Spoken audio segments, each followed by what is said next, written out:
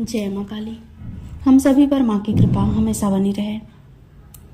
जब हम आध्यात्मिक मार्ग में होते हैं तो कुछ ऐसी घटनाएं होती हैं जो हमें परेशान कर देती हैं। कभी कभी कुछ ऐसी चीज़ें हो जाती हैं ना कि जो हम इस नॉर्मल लाइफ में उम्मीद ही नहीं करते हैं, और उन घटनाओं को लेकर काफ़ी हद तक लोग परेशान हो जाते हैं। कभी कभी लोग डिप्रेस हो जाते हैं। उनको लगता है कि ये कुछ मेडिकल इशू है, इसको हमें उसी तरीके से हील करना चाहिए, उसी तरीके से इसका ट्रीटमेंट वगैरह लेना चाहिए। पर कोई जब फ़ायदा नहीं होता है ना, तो फिर घूम फिर कर वापस हम इसी खोज में लग जाते हैं और इसी जर्नी से हम ढूंढने की कोशिश करते हैं कि क्या चीज़ें हैं, क्या हो रहा है हमारे साथ। उसी में से एक है कि मतलब जो साधना में है, ख़ास तौर से जो मंत्र जाप कर रहे हैं, मंत्र सिद्धि कर रहे हैं, उनके साथ ये घटनाएं ज़्यादातर देखने को मिलती है। वो लोग वीकनेस, थका सा, और हमेशा मतलब उनका तबीयत ऐसा लगेगा ना कि हमेशा कुछ तो हुआ है। उनको समझ में नहीं आएगा कि क्या हुआ है। कभी सर दर्द करेगा, कभी पैर में दर्द होगा, कभी पेट में दर्द होगा। मतलब उनके किसी भी शरीर के हिस्से में दर्द कभी भी चालू हो जाता है। तो उनको ये बातें समझ में नहीं आती है कि क्या हो रहा है, क्यों हो रहा है। उसी का कारण हम इस वीडियो में ढूंढते हैं।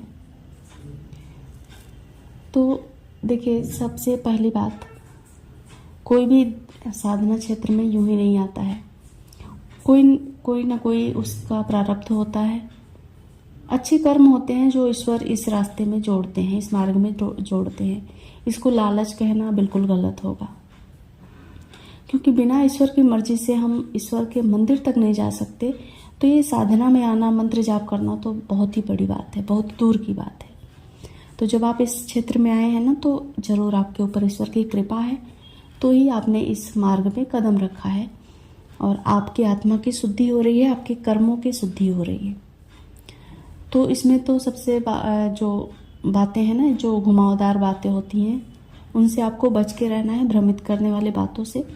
उसका मेन कारण ढूंढना चाहिए कि आपको क्यों हो रहा है ये सारी तकलीफ़ें जो मैंने बताया। कि जैसे दर्द का जो प्रॉब्लम होती है, समस्या जो थकान की होती है, यानी कि हमेशा थका सा। कोई भी साधक आप देखोगे ना, नया साधक, वो हमेशा थका सा महसूस करेगा।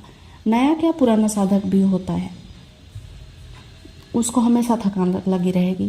जैसे कि मैंने पिछले वीडियो में बताया कि एक दो लोगों से ही बात करोगे ना, तो आपको लगेगा कि आपकी एनर्जी किसी ने पूरी तरह से खींच ली है।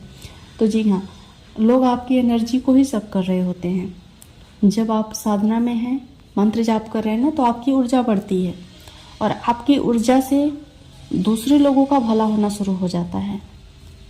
सोचिए कितनी बड़ी बात है और कितना पावरफुल होता है भगवान से जुड़ा हुआ जो चीज़ें हैं, जिसे हम कर्मकांड का नाम देते हैं, जिसे हम ढोंग का नाम देते हैं, वो कितनी पावरफुल चीज़ें हैं। उसको करने से सोचिए हमारी जो एनर्जी है वो इतनी ज़्यादा हाई हो जाती है कि दूसरे लोग उसका फ़ायदा उठाने लग जाते हैं। वो एनर्जी ये नहीं देखती है कि कोई दोस्त है, दुश्मन है, वो सबको फ़ायदा पहुंचाएगी। अगर आप किसी बीमार पर्सन से मिलते हैं ना, तो बीमार इंसान ठीक होने लग जाता है, आप महसूस करेंगे। अगर आप इस क्षेत्र में हैं और ऐसा कभी आपके साथ हुआ है कि आप किसी बीमार व्यक्ति से मिले और वो बीमार व्यक्ति अचानक से, मतलब उसको, मैं तो नहीं कहूँगी कि एकदम से उठ बैठा, पर उसको कुछ ना कुछ ज़रूर रिलीफ मिल जाता है। इतनी ज़्यादा आपकी एनर्जी स्ट्रांग हो जाती है, इतनी ज़्यादा पॉजिटिव हो जाती है।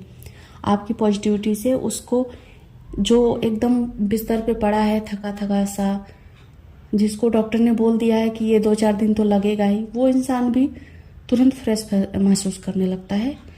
और उस टाइम पे जब आप वहाँ से रिटर्न आते हो, तो आपको ऐसा लगेगा कि आपकी जो एनर्जी है ना, वो एकदम से डाउन हो चुकी है।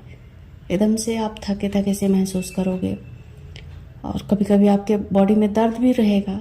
तो ये सारी चीज़ें सिर्फ एनर्जी की वजह से होती है, जो कि आप दूसरे को दे रहे हो। दूसरे आपकी जो एनर्जी है ना, उसको ले रहे हैं। तो ये कोई डरने वाली बात नहीं है और ना ही इसका कोई इलाज है।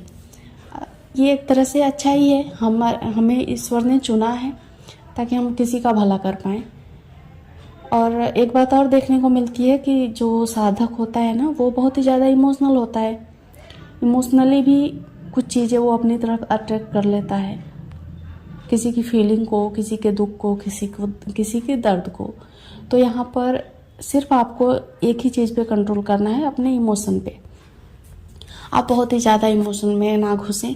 किसी को दुख तकलीफ हो रही है ना, तो बस आप ये सोचें कि ये उसका कर्म है, उसके कर्मों का फल मिल रहा है। ईश्वर आप उनको जो सज़ा दे रहे हैं वो ईश्वर की मर्जी है, हम इसके लिए सैड फील ना करें। ख़ास तौर से साधकों को ये ध्यान देना चाहिए, अगर आप इस क्षेत्र में हैं, आध्यात्मिक जर्नी में हैं, तो अगर आप ज़्यादा इमोशनल हुए ना, तो फिर आपको बार बार ये दर्द तकलीफ़ें आपको हर पल और हर वक्त ही झेलनी पड़ जाएंगी।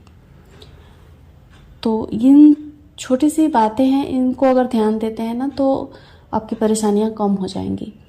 और साथ में एक चीज़ और करना है, जब भी आपको ऐसा कोई बंदा मिलता है जिसके पास जाना है, जो दुखी है, परेशान है, आपका रिलेटिव हो सकता है, आसपास के लोग हो सकते हैं, ज़रूरी ही है मिलने जाना। वैसे तो जाना ही चाहिए, सबके दुख में शामिल होना ही चाहिए, किसी को ऐसा नहीं कि इग्नोर नहीं कर सकते, हम इंसान हैं।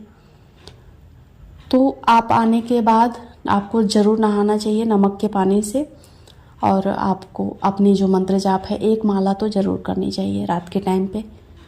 इससे आपको वापस से वो एनर्जी आपको की जो गई है ना, वो वापस लौट आएगी। ये छोटे से काम करिए, आपको फ़ायदा ज़रूर देखने को मिलेगा। जय माँ काली।